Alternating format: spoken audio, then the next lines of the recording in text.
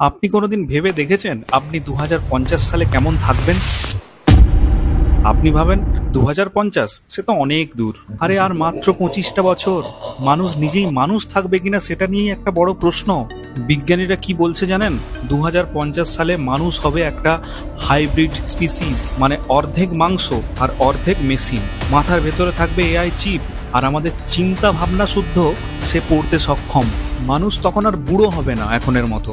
Lab থেকে বানানো artificial organ replace করা যাবে, আর বডি সেন্সর আগে থেকেই জানিয়ে দেবে আপনার খিদে পেয়েছে কিনা, বা আপনার মনে রাগ আছে কিনা, বা আপনি অসুস্থ হওয়ার আগেই সে আপনাকে জানিয়ে দেবে। কিন্তু তার দামও দিতে হবে। মানুষের অনুভূতি হারাবে, বাস্তবে স্পর্শ হারাবে, ভালোবাসা হবে ডেটা ম্যাচ, বন্ধুত্ব হবে অ্যালগোরিদমের ওপর। মানুষ থাকবে কানেক্টেড, কিন্তু আগের মতো এত কাছাকাছি আসবে না। 2050-এ মানুষ হয়তো অমর হবে, কিন্তু প্রশ্ন হচ্ছে তখন মানুষ মানুষ থাকবে তো?